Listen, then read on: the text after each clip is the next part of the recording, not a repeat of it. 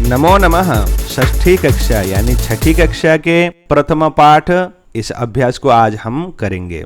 देखो, प्रथम अभ्यास है। पहले अभ्यास में उच्चारणम कुरुत, उच्चारण को करें, यानी इनको आपको बोलना है। बोलना तो है ही, बोलने के बाद आप लिख भी सकते हैं, किंतु उच्चारण, शुद्ध उच्चारण संस्कृत में विशेष महत्व रखता है बच्चों। इसलिए आपको इनको जैसा लिखा है वैसा ही उच्चारण करना है। इसको विशेष ध्यान रखते हुए इनका उच्चारण हम करेंगे और समझेंगे कि इनको कैसे पढ़ा जाता है। देखो, पहला शब्द है छात्रः।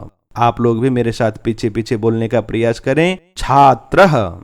दूसरा है गजः, घटः, शिक्षकः, मकरः, दीपकः, मयूरः, बिडालः, अश्वः, शुकः, मूषकः, चंद्रः, बालकः, चालकः, गायकः। आपको यदि उच्चारण में थोड़ी कठिनाई हो तो इसको आप क्या करो, बार बार देखो, पुनः पुनः देखोगे, पुनः पुनः उच्चारण करोगे, सुनोगे तो आपको अवश्य आएगा। अब हम दूसरा अभ्यास करेंगे।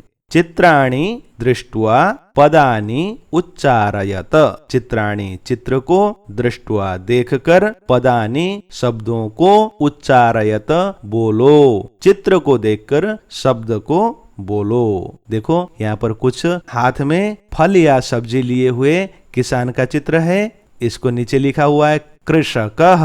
अब दूसरा है वृषभः, तीसरा है भल्लूकः, चौथा है मंडूकः और आगे वाला शब्द है कपोतः, कबूतर। पर्यंकः, पर्यंकः खाट, है ना। दूरभाषः, आगे है चित्र किसका, काकः, और उसके बाद अंतिम में चित्र है शौचिकः। द्वितीयः अभ्यासः। दूसरा अभ्यास है, इसमें क्या लिखा है, वर्ण संयोजनेन पदम लिखत। वर्ण संयोजन करके, वर्ण को जोड़कर, पदम लिखत, शब्द को लिखो। देखो, यहाँ पर यथा कहकर, यानी यथा का मतलब एक आपके लिए उदाहरण दिया गया है। वर्ण कहते हैं अक्षरों को। कैसे अक्षर? स्वर अलग अक्षर माने जाते हैं और व्यंजन अलग माने जाते हैं। क, ख, ग इत्यादि सब व्यंजन हैं और अ, आ, ई इत्यादि ये सारे स्वर हैं।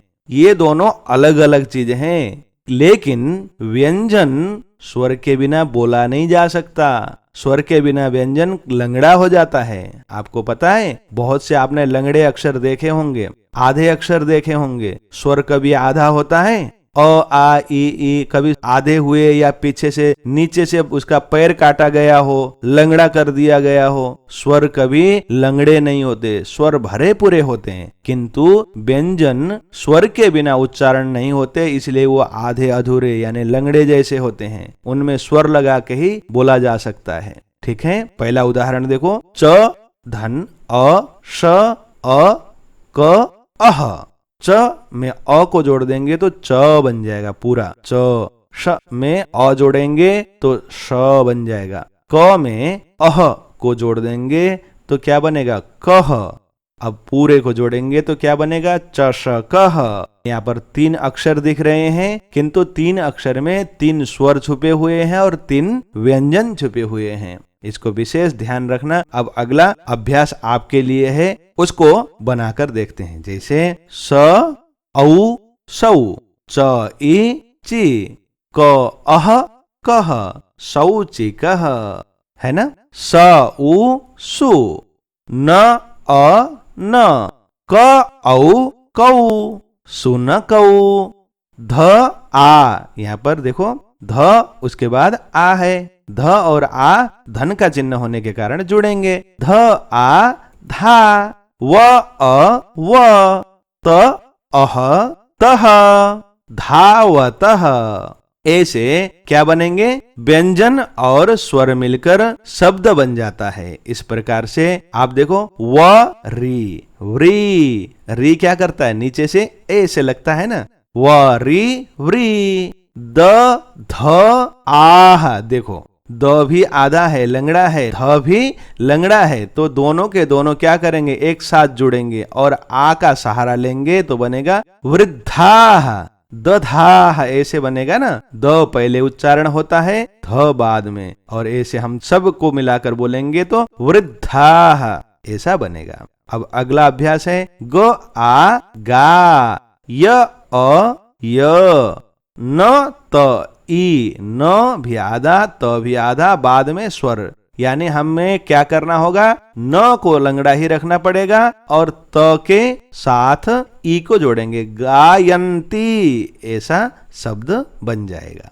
अब देखो बच्चों, हम अगला अभ्यास करेंगे, पदानाम वर्ण विच्छेदम प्रदर्शयत, यानी ये शब्द हैं पदानाम शब्दों का, वर्ण विच्छेदम वर्णों को अलग अलग करके, यानी स्वर वर्ण को अलग, व्यंजन वर्ण को अलग करके विच्छेद करके दिखाओ। देखो हर एक अक्षर कैसा होता है, हर एक वर्ण स्वर और व्यंजन मिलकर बना हुआ होता है प्राय, अगर स्वर के बिना हो तो वो लंगड़ा जैसा होता है, उसको उच्चारण करने में बड़ी कठिनाई होती है, इसलिए उनको मिलाकर ही हम बोलते हैं, लिखते हैं। अब बोलते लिखते हुए के जो शब्द होते हैं उनको अलग अलग करेंगे, तोड़ेंगे, विच्छेद करेंगे तो कैसे दिखते हैं। यहाँ पर एक उदाहरण दिया गया है, जैसे लघु, इसको ल धन अ, ल ऐसा बनेगा, ख धन उहु, घोहु बनेगा, ल और अ मिला ल बन गया, घ और उहु मिल गया, घो बन गया। इसी प्रकार शिव्यति यह पद है, इस पद को हम अलग अलग करके तोड़ के देखेंगे। देखो स ई सी, व य अ, क्योंकि व लंगड़ा ही बैठा हुआ, वहां भी आधा बैठा हुआ है, य में अ लगा हुआ है इसलिए लंगड़ा नहीं था, लेकिन हमने उससे उस अ को अलग कर दिया। व्य, इसको व य अ कर दिया। उसके बाद त ई ती, तो त में ई भी है, छोटी ई, ये हमने अलग कर दिया। इसी प्रकार से वर्णाः, इसको हम अलग अलग करेंगे। व में अ भी है, व अ, अब ण से पहले ऊपर रेप के रूप में र बैठा हुआ है, ऊपर है ना, उसको भी हम यहाँ पहले वर्णाः ऐसे उच्चारण करते हैं, उसी उच्चारण के क्रम अनुसार र को हमने ऐसे रखा। उसके बाद ण आह, ण के बाद आ है, आ में दो बिंदियां यानी विसर्ग है, इन सब को हम मिलाकर ऐसे लिख गए, ब अ र ण आह। अब अगला शब्द है कुक्कुरऊ, तो यहाँ पर क्या क्या है देखो, क उ कु, उसके बाद आधा क और कु है, क उ कुक्कू, र और औ रऊ, कुक्कुरऊ। ऐसे हम अक्षर अक्षर को यानी स्वर और व्यंजन दोनों को अलग करेंगे तो इतना लंबा और ऐसा बनता है। मयूराः, इस शब्द को जरा हम तोड़ के अलग अलग करके विच्छेद करके देखते हैं। म अ, म य उ यू, र आह राह, मयूराः, ऐसे ये अलग अलग बनेंगे। बच्चों ध्यान रखना इस चीज का, ये जो नीचे से हमने पैर को काटा है ना, यानी हलंत कर दिया है, ऐसे खींचा हुआ एक तिरछा खींचा हुआ डंडा है ना, ये बताता है कि इसमें स्वर नहीं है, ये लंगड़ा है, इसमें स्वर आके जुड़ने की गुंजाइश है, इसलिए आपको ये लंगड़ापन जरूर करना। कई सारे बच्चे लिखते हुए ये लिखना भूल जाते हैं, ये आप जरूर लिखना। अब अगला है बालकः, बालक में आप बताओ क्या स्वर और क्या व्यंजन है। ब व्यंजन है, आ ब आ बा, ल अ ल, क अह कह, बालकः, ऐसे आप इसको जोड़ोगे। अब हम तीसरा अभ्यास करेंगे, इसमें उदाहरणम दृष्ट्वा रिक्त स्थानानि पूरयत, यानी आपको यहाँ पर करना क्या है बच्चों कि संस्कृत भाषा में 3 वचन होते हैं, एक वचन, द्विवचन और बहुवचन। 3 वचनों में हम प्रयोग करते हैं। आप लोग हिंदी भाषा में 2 वचन देखे होंगे, किंतु संस्कृत भाषा में एक और वचन होता है, द्विवचन, यानी 2 को बताने के लिए अलग बोलना पड़ता है। जैसे चषकः, एक चषक, चषकौ, 2 चषक यानी 2 गिलास, चषकाः अर्थात बहुत से गिलास। इसी प्रकार दूसरे में क्या है, बलिवर्दौ, 2 बैल, ये तो बता दिया, आगे और पीछे नहीं बताया, तो हम आगे क्या लिखेंगे, बलिवर्दः, जैसे चषकः हुआ था ऐसे ही बलिवर्दः। और बहुवचन में अनेक बैल कहने के लिए क्या करेंगे, बलि वरदाह ऐसे लिखेंगे। अब इसी प्रकार से शुनकः यानी कुत्ता एक वचन में, शुनकौ यानी दो वचन में, और शुनकाः बहुवचन में यानी बहुत से कुत्ते। मृगः एक हिरण, मृगौ यानी दो हिरण, मृगाः अर्थात बहुत से हिरण। शौचिकः यानी एक दर्जी, शौचिकौ दो दर्जी, शौचिकाः अनेक दर्जी। मयूरः एक मयूर, मयूरौ दो मयूर, मयूराः बहुत से मयूर। अब बच्चों हम चतुर्थ अभ्यास यानी चौथा अभ्यास करेंगे। चित्राणि दृष्ट्वा संस्कृत पदानि लिखत। चित्र को देखकर संस्कृत के शब्द आपको लिखना है। ये जो चित्र दिख रहा है काला काला इतना मोटा मोटा, कौन है ये? इसको संस्कृत में कहते हैं गजः। क्या कहते हैं? गजः।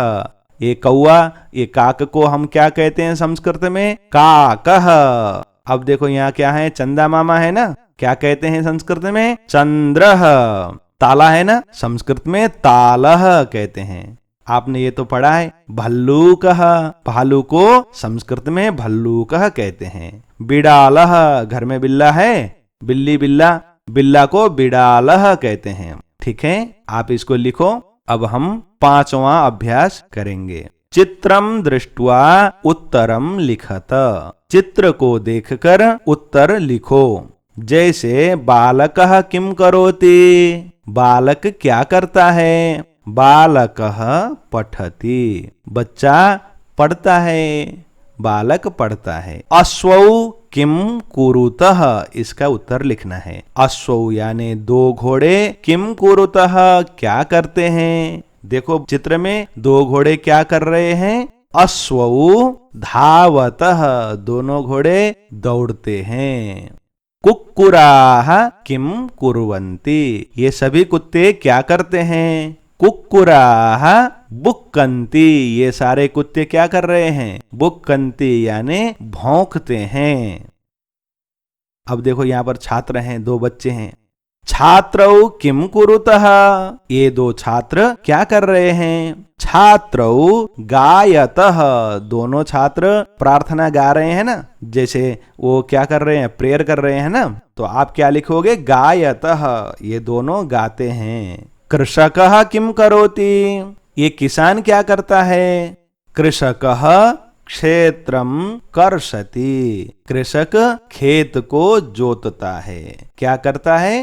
क्षेत्रम कर्षति। अब हमारे पास अंतिम अभ्यास है। गजौ किम कुरुतः, दो हाथी क्या करते हैं? गजौ चलतः, दोनों हाथी मस्त मस्त चल रहे हैं। गजौ चलतः, हाथी चलते हैं। अब छठा अभ्यास है। पदानि संयोज्य वाक्यानि रचयत। दो शब्दों को जोड़कर आपको एक अच्छा वाक्य बनाना है। एक तरफ शब्द हैं, दूसरे तरफ क्रियापद हैं, इनको आपको जोड़कर वाक्य बनाना है। हम बना के देख लें। गजाह यानी हाथी क्या करते हैं? बहुवचन में है ना ये, इसलिए हम चलंती, हाथी चलते हैं ऐसा बनाएंगे। बहुत से हाथी चल रहे हैं। सिंहौ, दो सिंह हैं, तो अह ऐसे में अंत होने वाला कोई क्रियापद देखेंगे। सिंहौ गर्जतः, शेर क्या करते हैं? दहाड़ते हैं, गरजते हैं। सिंहौ गर्जतः। गायकः, गायक गायति ऐसे जोड़ेंगे। बालकौ, दो बालक क्या करते हैं? पठतः, दोनों बालक पढ़ते हैं। मयूराः, मोर क्या करते हैं? बहुत से मोर नृत्यन्ति नाचते हैं।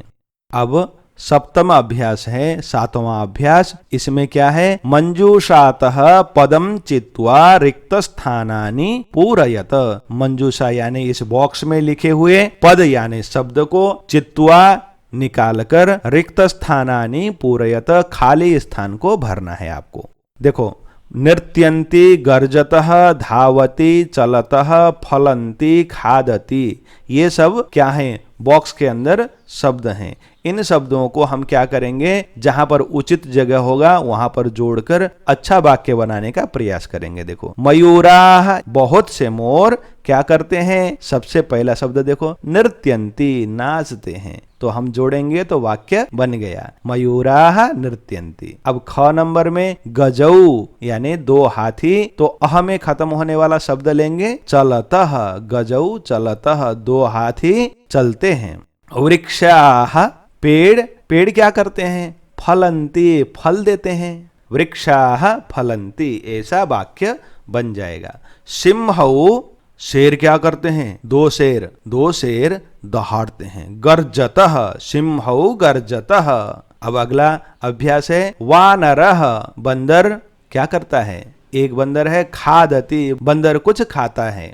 अश्वः, घोड़ा क्या करता है? धावति, अश्वः धावति, ऐसा बनाएंगे, पूरे आपके अभ्यास हो जाएंगे।